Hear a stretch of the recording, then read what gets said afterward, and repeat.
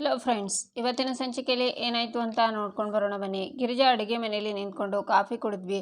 ₹3, 32, 33, 34, bus charge ₹5, 36, 37, 38 ಅಂತ ಲೆಕ್ಕ ಹಾಕ್ತಿರ್ತಾರೆ. ಆಗ ಅಲ್ಲಿಗೆ ಮೀನಾ ಅಮೂಲ್ಯ ಬರ್ತಾರೆ. ಅತ್ತೆ, ಏನು ಲೆಕ್ಕ ಮಾಡ್ತಿದ್ದೀರಾ ಅಂತಾಳೆ ಮೀನಾ. ಅದೇನಿಲ್ಲ ಕಣೆ ಮೀನಾ, ನಿನ್ನ ಮಾವ ನನ್ನ ಮೊದಲನೇ ಸಲ ಪಿಕ್ಚರ್ಗೆ ಕರ್ಕೊಂಡು ಹೋಗಿದ್ರು, ಅಣ್ಣವ್ರ ಪಿಕ್ಚರ್ಗೆ. ಆವಾಗ ಬಸ್ ಚಾರ್ಜು ಕಾಫಿ ತಿಂಡಿ ಎಲ್ಲ ಸೇರಿ ₹39 ಆಗಿತ್ತು ಅಷ್ಟೇ ಕಣೆ. ಆದರೆ ಈಗ ಕಾಲಕ್ಕೆ ಇಟ್ಟೋಗಿದೆ. ಎರಡೇ ಟಿಕೆಟಿಗೆ ₹1200. ₹1200ಗೆ 1 ಗ್ರಾಮ್ ಚಿನ್ನನೇ ಬಂದ್ಬಿಡುತ್ತೆ ಅನ್ಸುತ್ತೆ ಅಂತಾರೆ ಗಿರಿಜಾ. ಅತ್ತೆ, ಅದೂ ನಿಮ್ಮ ಕಾಲದಲ್ಲೇನೆ ಅಂತಾಳೆ ಮೀನಾ. ಹೌದು ಅಲ್ವಾ ಅಂತಾರೆ ಗಿರಿಜಾ. ಆದರೂ ಅತ್ತೆ, ನೀವು ಮಾವ ಸಿನಿಮಾಗೆಲ್ಲ ಹೋಗಿದ್ರಾ? ಆದರೆ ಈಗ್ಯಾಕೆ ಮಾವ ಸ್ಟ್ರಿಕ್ಟ್ ವಾರ್ಡನ್ ಥರ ಅಲ್ಲಿ ಹೋಗಬೇಡಿ ಇಲ್ಲಿ ಹೋಗಬೇಡಿ ಅಂತ ಹೇಳೋದು? ನಿಮ್ಮ ಕಾಲದಲ್ಲಿ ಎಲ್ಲನೂ ಎಂಜಾಯ್ ಮಾಡಿದ್ದೀರಾ ಅಲ್ವಾ ನೋಡಮ್ಮು ಅಂತಾಳೆ ಮೀನಾ. ಏಯ್ ತರ್ಲೆಗಳ, ನಾನೇನು ಹೇಳಿದರೆ ನೀವೇನೋ ಮಾತಾಡ್ತಿದ್ದೀರಲ್ಲೇ ಅಂತಾರೆ ಗಿರಿಜಾ. ಅಯ್ಯೋ ಅತ್ತೆ, ನಿಮ್ಮ ಕಾಲ ಬಿಡಿ.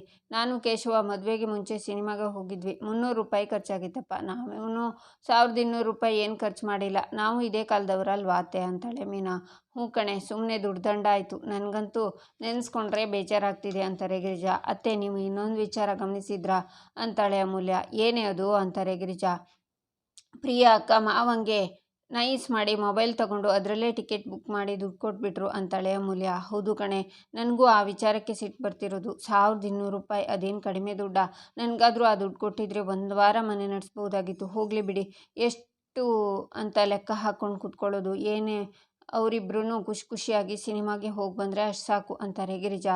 ಅತ್ತೆ, ನಾನೊಂದು ಮಾತಾಡಿದರೆ ನೀವು ಬೇಜಾರಾಗಬಾರ್ದು ಅಂತಾಳೆ ಮೀನಾ. ಏನೇ ಅದು ಅಂತಾರೆ ಗಿರಿಜಾ. ಅಮ್ಮ ಕೆಲವೊಂದು ಸಲ ಬೇಕಾಗಿರೋದಕ್ಕೂ ಕಂಜೂಸ್ತನ ಮಾಡೋರು. ಆದರೆ ಇವತ್ತು 2 ಟಿಕೆಟಿಗೆ ₹1200 ಕೊಡೋ ಹಾಗಾಯಿತು. ಆದರೂ ಮಾವಂಗೆ ಸರಿಯಾಗಾಯಿತು ಅಂತಾಳೆ ಮೀನಾ. ಏಯ್ ತರ್ಲೆ, ಏನೇ ಅದು ನಮ್ಮ ಯಜಮಾನ್ರು ದುಡ್ಡು ಖರ್ಚಾಯ್ತಲ್ಲ ಅಂತ ನಾನು ಹೊಟ್ಟೆ ಉರಿತಾ ಇದ್ದರೆ ನೀನು ನನ್ನ ಗಂಡನೇ ಆಡ್ಕೋತಿದ್ಯಾ. ಪಾಪ ನನ್ನ ಗಂಡ ಎಷ್ಟು ಒಳ್ಳೆಯವ್ರು ಗೊತ್ತಾ ಅಂತಾರೆ ಗಿರಿಜಾ. ಆದರೂ ಅತ್ತೆ, ನಾನು ಅಮ್ಮನೇ ಮಾವನ ಹತ್ರ ಏನೂ ಖರ್ಚು ಮಾಡಿಸಿಲ್ಲ. ನಾವೇ ಮದುವೆ ಆಗಿಬಿಟ್ಟು ಆ ಖರ್ಚು ಇಲ್ದಂಗೆ ಮಾಡಿದ್ವಪ್ಪ ಅಂತಾಳೆ ಮೀನಾ. ಈ ವಿಷಯ ಅಂತೂ ಖಂಡಿತ ಒಪ್ತೀನಿ ಕಣ್ರೆ ಅಂತಾರೆ ಗಿರಿಜಾ. ನೋಡ್ತಾ ಇರಿ ಅತ್ತೆ, ಮಾವಂಗೆ ಅರೇಂಜ್ ಮ್ಯಾರೇಜ್ಗಿಂತ ಲವ್ ಮ್ಯಾರೇಜ್ ಬೆಸ್ಟ್ ಅಂತ ಅನ್ಸುತ್ತೆ. ಆ ಥರ ಒಪಿನಿಯನ್ ಈ ಮನೆ ದೊಡ್ಡ ಸೊಸೆ ನಮ್ಮ ಮಾವಂಗೆ ಭರಿಸ್ತಾಳೆ ಅಂತಾಳೆ ಮೀನಾ. ಹಾಂ ಅಂತಾರೆ ಗಿರಿಜಾ. ಈಚೆ ಗಿರಿಜಾ ಮೀನಾ ಹಾಲ್ನಲ್ಲಿ ಸೋಫಾದಲ್ಲಿ ಕೂತಿರ್ತಾರೆ. ಆಗ ಗಿರಿಜಾ ಆ ಸಾಮಾನು ಪುಡಿನೆಲ್ಲ ಹುರಿದು ಮನೆಯಲ್ಲಿ ಮಾಡ್ಕೊಂಡಿರೋ ಪುಡಿನಲ್ಲಿ ನೀನು ವಾಂಗಿಬಾತ್ ಮಾಡು, ಆದರೆ ರುಚಿನೇ ಬೇರೆ ಅಂತಾರೆ. ಹೌದಾ ಅತ್ತೆ, ನಾಳೆನೇ ಮಾಡ್ತೀನಿ ಅಂತಾಳೆ ಮೀನಾ.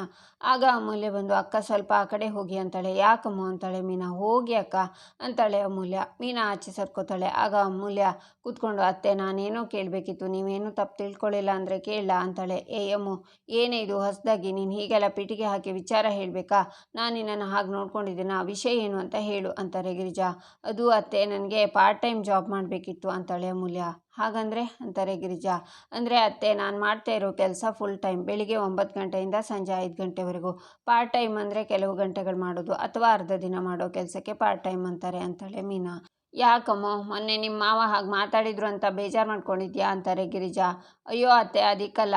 ಎಷ್ಟೇ ಆದರೂ ನನ್ನ ಕಾಲೇಜು ಬೇಗ ಮುಗಿಯುತ್ತಲ್ಲ, ಫ್ರೀ ಟೈಮಲ್ಲಿ ಏನಾದರೂ ಕೆಲಸ ಮಾಡೋಣ ಅಂತ ಅಷ್ಟೇ ಅಂತಾಳೆ ಅಮೂಲ್ಯ. ಈ ಕತೆಗಳೆಲ್ಲ ಬೇಡ. ಪಾಪ ನಿನ್ನ ಗಂಡ ಒಬ್ಬನೇ ದುಡ್ಡು ಮಾವಂಗೆ ಪ್ರತಿ ತಿಂಗಳು ದುಡ್ಡು ಕೊಡ್ತೀನಿ ಅಂತ ಕಮಿಟ್ ಆಗಿದ್ದೀನಲ್ಲ, ಅವನಿಗೆ ಹೆಲ್ಪ್ ಮಾಡಬೇಕು ಅಂತ ತಾನೇ ಕಳ್ಳಿ ಅಂತಾಳೆ ಮೀನಾ. ಅಯ್ಯೋ ಇಲ್ಲಕ್ಕ, ಹಾಗೆ ಸುಮ್ಮನೆ ಯೋಚನೆ ಬಂತು, ಏನಾದರೂ ಸಣ್ಣ ಪುಟ್ಟ ಕೆಲಸ ಮಾಡೋಣ ಅಂತ. ಏನಾದರೂ ಐಡಿಯಾ ಇದ್ದರೆ ಕೊಡಿಯಲ್ಲ ಅಂತಾಳೆ ಅಮೂಲ್ಯ. ಆಗ ಅಲ್ಲಿಗೆ ಪ್ರಿಯಾ ಬರ್ತಾಳೆ. ಅಮೂಲ್ಯ, ನೀನು ಜಾಬ್ ಮಾಡಬೇಕು ಅಂತಿದ್ರೆ ಟ್ಯೂಷನ್ ಮಾಡ್ಬೋದಲ್ವಾ ಅಂತಾಳೆ ಪ್ರಿಯಾ. ವಾರೆ ವಾ, ಒಳ್ಳೆ ಐಡಿಯಾ ಅಂತಾಳೆ ಮೀನಾ ಮತ್ತು ಅಮೂಲ್ಯ. ಹಾಂ ಪ್ರಿಯಾ ಅವರೇ, ಮಕ್ಕಳಿಗೆ ಪಾಠ ಹೇಳ್ಕೊಡೋದು ತುಂಬ ಒಳ್ಳೆ ಕೆಲಸ. ಒಳ್ಳೆ ಐಡಿಯಾನೇ ಕೊಟ್ಟಿದ್ದೀರಾ. ಹಾಂ, ಹಾಗೆ ಇನ್ನೊಂದು ಐಡಿಯಾ, ಅಮ್ಮು ಜೊತೆ ನೀವು ಸಹಾಯ ಮಾಡ್ಬೋದಲ್ವಾ? ಹೇಗಿದ್ರು ನೀವು MA ಲಿಟ್ರೇಚರ್ ಮಾಡಿದ್ದೀರಾ ಅಂತಾಳೆ ಮೀನಾ. ಹ್ಞೂ ಅಕ್ಕ, ಹಾಗೆ ಮಾಡಿ ಅಂತಾಳೆ ಅಮೂಲ್ಯ. ಏನಂತೀರಾ ಪ್ರಿಯಾ ಅವರೇ, ಓಕೆನಾ ಅಂತಾಳೆ ಮೀನಾ. ಆಗ ಪ್ರಿಯಾ ಸುಮ್ಮನಾಗ್ತಾಳೆ. ಪ್ರಿಯಾ ಅವರೇ, ಯಾಕೆ ಏನೂ ಮಾತಾಡ್ತಿಲ್ಲ ಅಂತಾಳೆ ಮೀನಾ. ಮೀನಾ ಅವರೇ, ನೀವು ಯಾಕೆ ನನ್ನ ಪ್ರಿಯಾ ಅವರೇ ಅಂತ ಕರಿತೀರಾ? ನೀವು ನನ್ನ ಅಕ್ಕ ಅಂತ ಕರಿಬೋದಲ್ವಾ ಅಂತಾಳೆ ಪ್ರಿಯಾ. ಅಲ್ಲ ಪ್ರಿಯಾ ಅವರೇ ಅಂತ ಮೀನಾ ಹೇಳುವಾಗ, ನೋಡಿ ಮತ್ತೆ ಪ್ರಿಯಾ ಅವರೇ ಅಂತಿದ್ದೀರಾ. ನಾನು ಈ ಮನೆ ಹಿರಿ ಸೊಸೆ ಅಲ್ವಾ? ನಿಮಗಿಂತ ವಯಸ್ಸಲ್ಲಿ ಸ್ವಲ್ಪ ದೊಡ್ಡೋಳೆ ಅಲ್ವಾ? ಲಕ್ಷಣವಾಗಿ ಅಕ್ಕ ಅಂತ ಕರಿಬೋದಲ್ವಾ? ಅದೇನು ಪ್ರಿಯಾ ಅವರೇ ಅಂತ ಕರಿತೀರಾ? ಅಷ್ಟಕ್ಕೂ ನೀವು ನನಗೆ ಅಕ್ಕ ಅಂತ ಕರಿಬೇಕು ಅಂತ ನನಗೇನು ಹಠ ಇಲ್ಲ. ನೀವು ಪ್ರಿಯಾ ಅವರೇ ಅಂತ ಕರೆಯೋದನ್ನು ನೋಡಿ ಹೊರಗಡೆ ಜನ ತಪ್ಪಾಗಿ ಮಾತಾಡಬಾರ್ದಲ್ವಾ? ಅದಕ್ಕೆ ಲಕ್ಷಣವಾಗಿ ಅಕ್ಕ ಅಂತ ಕರಿಬೋದು ಅಲ್ವಾ ಅತ್ತೆ ಅಂತಾಳೆ ಪ್ರಿಯಾ.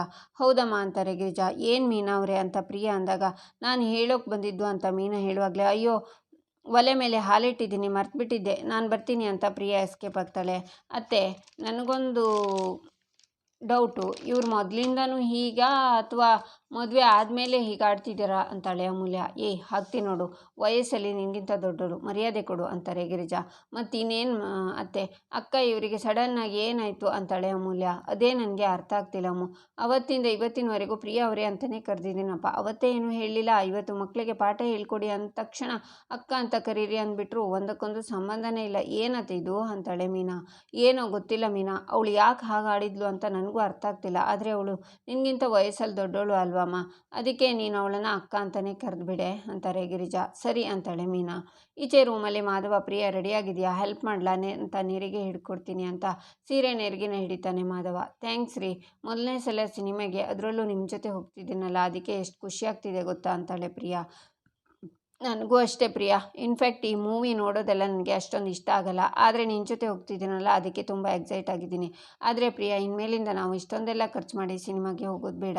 1200 ರೂಪಾಯಿ ಅಂದರೆ ಜಾಸ್ತಿ ಅಲ್ವಾ? ಅದನ್ನು ದುಡಿಯೋದಕ್ಕೆ ಅಪ್ಪ ದಿನವಿಡೀ ಅಂಗಡಿನಲ್ಲಿ ಶ್ರಮಿಸಿರ್ತಾರೆ. ಅಯ್ಯೋ, ಇಷ್ಟಕ್ಕೆಲ್ಲ ನೀನ್ಯಾಕೆ ಮುಖ ಚಿಕ್ಕದು ಮಾಡ್ಕೊಡ್ತೀಯಾ? ಇಷ್ಟೆಲ್ಲ ಖರ್ಚಾಗುತ್ತೆ ಅಂತ ನಿನಗೇನು ಗೊತ್ತಿತ್ತು? ಹೋಗಲಿ ಬಿಡು ಅಂತಾನೆ ಮಾಧವ. ಸರಿ ರೀ ಅಂತ ಹೂವನ್ನು ಮಾಧವನ ಕೈಲಿ ಕೊಟ್ಟು ಮುಡಿಸಿ ಅಂತಾಳೆ ಪ್ರಿಯಾ. ಮಾಧವ ಮುಡಿಸ್ತಾನೆ. ರೀ, ನಾವೊಂದು ಸೆಲ್ಫಿ ತಗೊಳ್ಳೋಣ ಅಂತಾಳೆ ಪ್ರಿಯಾ. ಸರಿ ಅಂತಾನೆ ಮಾಧವ. ಯಾಕಷ್ಟು ದೂರ ನಿಂತಿದ್ದೀರಾ, ಹತ್ರ ಬನ್ನಿ ಅಂತ ಅವನ ಕೈನ ತನ್ನ ಹೆಗಲ ಮೇಲೆ ಇಟ್ಕೊಂಡು ಸೆಲ್ಫಿ ತೆಗಿತಾಳೆ ಪ್ರಿಯಾ. ನಂತರ ಹೊರಗಡೆ ಬಂದು, ಮಾವ ನಾವು ಸಿನಿಮಾಗೆ ಹೋಗ್ತಿದ್ದೀವಿ ಅಂತಾಳೆ ಪ್ರಿಯಾ. ಹೋಗಿ ಬನ್ನಿ ಜೋಪಾನ ಅಂತಾರೆ ನಂದನ್. ಆಗ ಗಿರಿಜಾ ಸೌಟ್ ಇಟ್ಕೊಂಡೇ ಬರ್ತಾರೆ. ಮೀನಾ ಅಮೂಲ್ಯನೂ ಬರ್ತಾರೆ. ಅಯ್ಯೋ ಅತ್ತೆ, ನೀವು ಅಡುಗೆ ಮಾಡ್ತಿದ್ದೀರಾ? ಸಾರಿ ಅತ್ತೆ, ಅಮ್ಮ ಬಂದಿದ್ರಲ್ವಾ, ಮಾತಾಡಿಕೊಂಡು ನಾನು ಅಡುಗೆ ಮಾಡೋದನ್ನೇ ಮರ್ತ್ಬಿಟ್ಟೆ. ರೀ, ಒಂದು ಅರ್ಧ ಗಂಟೆ ಟೈಮ್ ಕೊಡಿ, ನಾನು ಬೇಗ ಅಡುಗೆ ಮಾಡಿ ಬಂದುಬಿಡ್ತೀನಿ ಅಂತಾಳೆ ಪ್ರಿಯಾ. ಪ್ರಿಯಾ ಅವರೇ, ಅರ್ಧ ಗಂಟೆ ಅಂದರೆ ಸಿನಿಮಾ ಶುರು ಹೋಗಲ್ವಾ? ಪರವಾಗಿಲ್ಲ, ನೀವು ಹೊರಡಿ ಅಂತಾಳೆ ಮೀನಾ. ಪ್ರಿಯಾ, ಅಡುಗೆ ವಿಚಾರಕ್ಕೆ ನೀನೇ ಅಕ್ಕಮ್ಮ ತಲೆ ಕೆಡ್ಸ್ಕೊತೀಯ, ನಾವೆಲ್ಲ ಇದ್ದೀವಲ್ಲ, ನೀನು ಆರಾಮಾಗಿ ಸಿನಿಮಾಗೆ ಹೋಗ್ಬಾ ಅಂತಾರೆ ಗಿರಿಜಾ. ಆದರೂ ಅತ್ತೆ, ನಿಮ್ಮ ಕೈಲಿ ಕೆಲಸ ಮಾಡೋದು ಅಂದರೆ ನನ್ನ ಮನಸ್ಸು ಒಪ್ಪಲ್ಲ ಅತ್ತೆ ಅಂತಾಳೆ ಪ್ರಿಯಾ. ಪ್ರಿಯಾ ಅವರೇ, ನೀವು ಹೇಳ್ತಿರೋದು ನೋಡಿದರೆ ನೀವು ಮದುವೆ ಆಗಿ ಬರೋಕ್ಕೂ ಮೊದಲು ನಾವೆಲ್ಲ ಉಪವಾಸ ಇರ್ತಿದ್ವೋ ಏನೋ ಅನ್ನೋ ಥರ ಹೇಳ್ತಿದ್ದೀರಲ್ಲ. ನೀವೇನು ಯೋಚನೆ ಮಾಡಬೇಡಿ, ನಮ್ಮತ್ತೆ ಅಲ್ಲಲ್ಲ ನಿಮ್ಮತ್ತೆ ಕೈಲಿ ಏನೂ ಕೆಲಸ ಮಾಡಿಸಲ್ಲ, ಆರಾಮಾಗಿ ಹೋಗಿ ಬನ್ನಿ ಅಂತಾಳೆ ಮೀನಾ. ಒಂದು ಹೊತ್ತು ಆಚೆ ಹೋದರೆ ಮನೆಯವರಿಗೆ ತೊಂದರೆ ಆಗುತ್ತೆ ಅಂತ ಯೋಚನೆ ಮಾಡ್ತಿದ್ಯಲ್ಲಮ್ಮ, ಹಾಗೆಲ್ಲ ಏನೂ ಆಗಲ್ಲ, ತಡ ಆಗುತ್ತೆ, ಹೋಗಿ ಬನ್ನಿ ಅಂತಾರೆ ನಂದನ್. ಸರಿ ಮಾವ, ಹೋಗಿ ಬರ್ತೀವಿ ರೀ, ಬನ್ನಿ ಅಂತ ಪ್ರಿಯಾ ಹೋಗ್ತಾಳೆ. ಈಚೆ ಇಂದಿರಾ ರೂಮಲ್ಲಿ ತಿರುಗ್ತಾ, ಅಕ್ಕ ನಮ್ಮ ಯಜಮಾನ್ರು ಇವತ್ತು ಮನೆಗೆ ಬರಲಿ, ನೀನು ಮೊಡವೆಗಳನ್ನು ಅಮೂಲ್ಯಂಗೆ ಕೊಟ್ಟಿರೋ ವಿಷಯನ ಅವರಿಗೆ ಹೇಳ್ತೀನಿ, ಅವ್ರು ಆಗ ಭಾವಂಗೆ ಹೇಳ್ತಾರೆ, ಆಮೇಲೆ ನಿನಗೆ ಸರಿಯಾಗಿ ಮಾರಿ ಹಬ್ಬ ಇದೆ.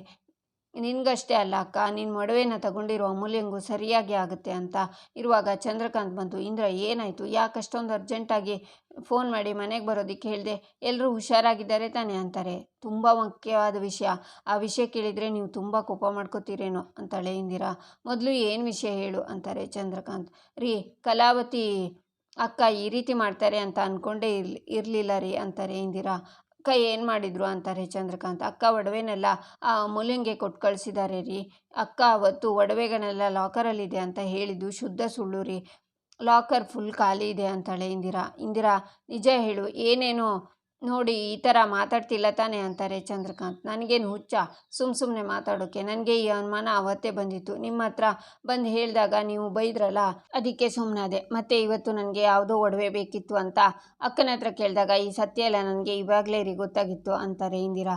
ಅತ್ತಿಗೆ ಈ ಥರ ಎಲ್ಲ ಮಾಡಿದ್ರಾ? ಯಾಕೆ ಈ ಥರ ಮಾಡಿದ್ರು ಅಂತಾರೆ ಚಂದ್ರಕಾಂತ್. ಅಷ್ಟೇ ಅಲ್ಲ ರೀ, ನೀವು ಒಡವೆ ಕೊಟ್ಟ ವಿಚಾರ ಭಾವಂಗೆ ಗೊತ್ತಾದರೆ ಏನು ಕತೆ ಅಂತ ಕೇಳಿದ್ದಕ್ಕೆ ಅಕ್ಕ ನನಗೇನು ನನ್ನ ಮಗಳು ನನ್ನ ಮಡವೆ ನನ್ನ ಇಷ್ಟ ಅಂತ ಬಾಯಿ ಮುಚ್ಚಿಸ್ಬಿಟ್ರು. ನನಗಂತೂ ತುಂಬ ಬೇಜಾರಾಯಿತು ರೀ. ಪಾಪ ಭಾವಂಗೆ ಇದು ಯಾವ ವಿಷಯನೂ ಗೊತ್ತೇ ಇಲ್ಲ. ನಾನು ಹೋಗಿ ಹೇಳಿದರೆ ಇದೊಂಥರ ತಪ್ಪಾಗುತ್ತೆ ರೀ, ಅದಕ್ಕೆ ನೀವೇ ಹೋಗಿ ಹೇಳಿ ಅಂತಾರೆ ಇಂದಿರಾ. ಏನು, ಅಣ್ಣಂಗೆ ಈ ವಿಷಯ ಹೇಳಬೇಕಾ ಅಂತಾರೆ ಚಂದ್ರಕಾಂತ್. ಹ್ಞೂ ಅದೇ ರೀ ಅಂತಾಳೆ ಇಂದಿರಾ. ನೋಡು ಇಂದಿರಾ, ಯಾವುದೇ ಕಾರಣಕ್ಕೂ ಈ ವಿಷಯ ಅಣ್ಣಂಗೆ ಗೊತ್ತಾಗಬಾರ್ದು.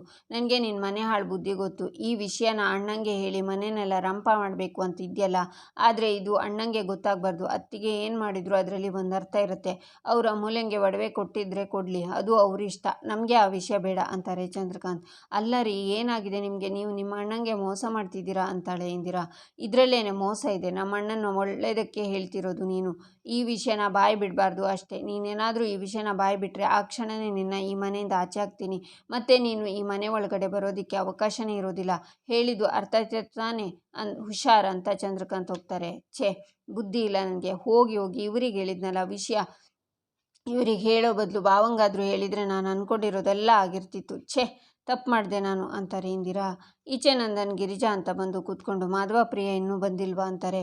ಇನ್ನೂ ಇಲ್ಲ ರೀ ಅಂತಾರೆ ಗಿರಿಜಾ. ಆಗ ಅವರಿಬ್ಬರು ಮನೆಯೊಳಗೆ ಬರ್ತಾರೆ. ಅರೆ ಬಂದೇ ಬಿಟ್ರು ಅಂತಾರೆ ಗಿರಿಜಾ. ಮಾಧವ ಹೇಗಿತ್ತಪ್ಪ ಸಿನಿಮಾ ಅಂತಾರೆ ನಂದನ್. ಅಪ್ಪ ಅದು ನನಗೆ ಸ್ವಲ್ಪ ಬೋರ್ ಆಯಿತು, ಅದಕ್ಕೆ ಮಧ್ಯದಲ್ಲೇ ನಿದ್ದೆ ಮಾಡಿಬಿಟ್ಟೆ ಅಂತಾನೆ ಮಾಧವ. ಬಾವ ಸಿನಿಮಾಗೆ ಹೋಗಿ ನಿದ್ದೆ ಮಾಡಿಬಿಟ್ರಾ? ಅಯ್ಯೋ ದೇವ್ರೆ ಅಂತಾಳೆ ಮೀನಾ. ಮಾಧವ ನಿದ್ದೆ ಮಾಡೋಕೆ ₹1200 ಕೊಟ್ಟು ಥಿಯೇಟ್ರಿಗೆ ಕಳಿಸಿದ್ನೇನು ನಾನು. ಹೋಗಲಿ, ಅದೇನೋ ಬುಕ್ ಮಾಡಿದ್ರಲ್ಲ ಕೂಲ್ ಡ್ರಿಂಕ್ಸು ಪಾಪ್ಕಾರ್ನು ಅದನ್ನಾದರೂ ತಿಂದ್ರಾ ಬಿಟ್ಟು ಬಂದ್ರಾ ಅಂತಾರೆ ನಂದನ್. ಅಪ್ಪ ನಾನು ಪಾಪ್ಕಾರ್ನ್ ಸ್ವಲ್ಪ ತಿಂದೆ, ನಿಮಗೆ ಗೊತ್ತಲ್ವಾ ಅದು ನನಗೆ ಅಷ್ಟೊಂದು ಇಷ್ಟ ಆಗಲ್ಲ ಅಂತಾನೆ ಮಾಧವ. ಹಾಗಾದರೆ ಅದನ್ನು ಬಿಟ್ಟು ಬಂದ್ರಾ ಅಂತಾರೆ ನಂದನ್. ಇಲ್ಲಪ್ಪ, ಒಂಚೂರು ವೇಸ್ಟ್ ಮಾಡಲಿಲ್ಲ, ಪ್ರಿಯಾನೇ ಎಲ್ಲ ಖಾಲಿ ಮಾಡಿದ್ಲು ಅಂತಾರೆ ನಂದನ್. ಮಾವ ನಾನು ಪೂರ್ತಿ ಸಿನಿಮಾನು ನೋಡಿದೆ, ಕೂಲ್ ಡ್ರಿಂಕ್ಸು ಮತ್ತು ಪಾಪ್ಕಾರ್ನು ಖಾಲಿ ಮಾಡಿದೆ ಅಂತಾಳೆ ಪ್ರಿಯಾ. ಸರಿ ಹಾಗಿದ್ರೆ ಈಗ ಒಂದು ಸ್ವಲ್ಪ ಸಿನಿಮಾ ಕತೆ ಹೇಳಮ್ಮ ಅಂತಾರೆ ನಂದನ್.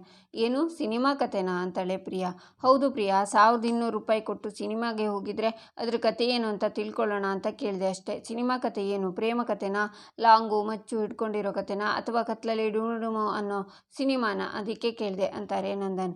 ಹೋಗಲಿ ಬಿಡಿ, ಅವರಿಗೂ ಸುಸ್ತಾಗಿರುತ್ತೆ, ಕತೆ ಹೇಳೋದು ಬೇಡ ಅನ್ಸತ್ತೆ ಅಂತಾರೆ ಗಿರಿಜಾ. ಸಿನಿಮಾ ತುಂಬ ಚೆನ್ನಾಗಿತ್ತು, ನಾನು ಕತೆ ಹೇಳ್ತೀನಿ.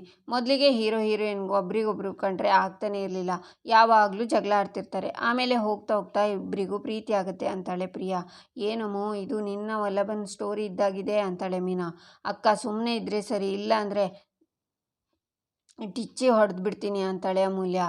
ಹೀರೋಯಿನ್ ಬೇರೆ ಯಾರೋ ಹುಡುಗನ ಲವ್ ಮಾಡ್ತಿರ್ತಾಳೆ, ಅವನಿಗೋಸ್ಕರ ಮನೇನ ಬಿಟ್ಟು ಹೋಗ್ತಾಳೆ. ಆದರೆ ಅವನು ಅವಳ ಮೇಲಿರೋ ದುಡ್ಡಿಗೆ ಕಣ್ಣಾಕಿ ಅವಳಿಗೆ ಮೋಸ ಮಾಡಿ ಓಡಿ ಹೋಗ್ಬಿಡ್ತಾನೆ. ಇಂಟರ್ವ್ಯೂವಲ್ಲಿ ಮಾವ ಇರೋದು ಹೀರೋಯಿನ್ ಜೀವನ ಹಾಳಾಗಬಾರ್ದು ಅಂತ ಹೀರೋ ಅವನಿಗೆ ತಾಳಿ ಕಟ್ಬಿಡ್ತಾನೆ.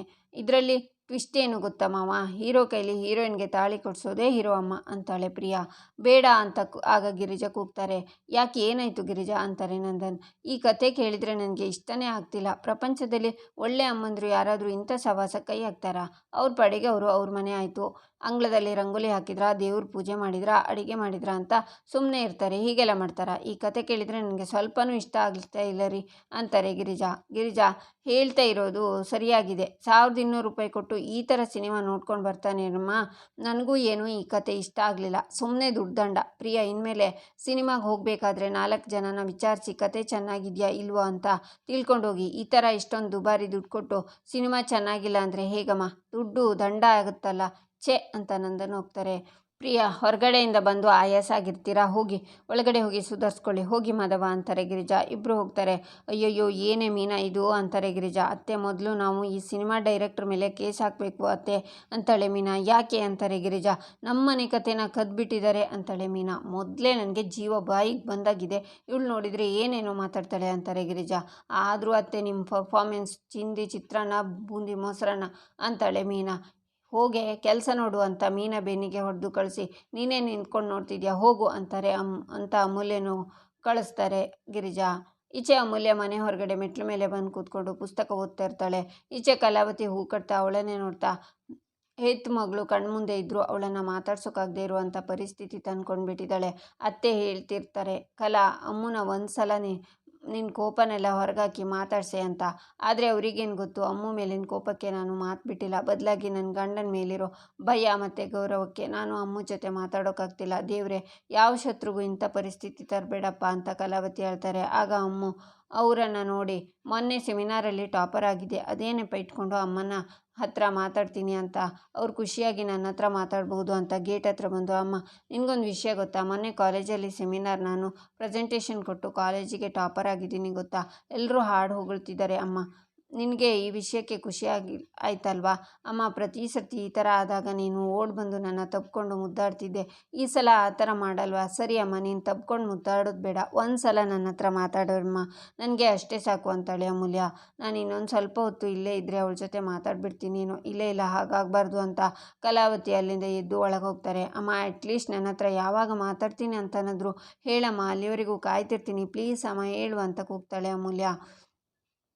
ಈಚೆ ನಂದನ್ ಮನೆಯವರೆಲ್ಲ ಹೋಳಿ ಹಬ್ಬಕ್ಕೆ ಬಣ್ಣ ಹಚ್ಕೊಂಡು ಮನೆ ಹೊರಗಡೆ ಡ್ಯಾನ್ಸ್ ಮಾಡ್ತಿರ್ತಾರೆ. ಅಮೂಲ್ಯ ಮುಖಕ್ಕೆ ವಲ್ಲಭ ಬಣ್ಣ ಹಾಕಿ, ಈ ಅವತಾರದಲ್ಲಿ ನಿನ್ನ ಅಪ್ಪ ಅಮ್ಮನೂ ನಿನ್ನ ಕಂಡುಹಿಡಿಯೋಕ್ಕಾಗಲ್ಲ ಹೋಗು ಅಂತಾನೆ ವಲ್ಲಭ. ಅಮ್ಮನ ಮಾತಾಡ್ಸೋಕೆ ಇದೇ ಕರೆಕ್ಟ್ ಟೈಮ್ ಅಂತ ಅಮೂಲ್ಯ ತನ್ನ ಮನೆಯೊಳಗೆ ಹೋಗಿ ಅಮ್ಮನ ಹತ್ರ ಹೋಗ್ತಾಳೆ. ಆಗ ಸೂರ್ಯಕಾಂತ್ ಯಾರದು ಅಂತಾರೆ. ಶಾಕ್ನಿಂದ ಅಮೂಲ್ಯ ನೋಡ್ತಾಳೆ. ಇಲ್ಲಿಗೆ ಈ ಸಂಚಿಕೆ ಮುಕ್ತಾಯವಾಗುತ್ತೆ. ಮುಂದಿನ ಸಂಚಿಕೆಗಾಗಿ ನಮ್ಮ ಚಾನಲನ್ನು ನೋಡಿ ಸಬ್ಸ್ಕ್ರೈಬ್ ಮಾಡಿ, ಲೈಕ್ ಮಾಡಿ, ಸಪೋರ್ಟ್ ಮಾಡೋದನ್ನು ಮರಿಬೇಡಿ.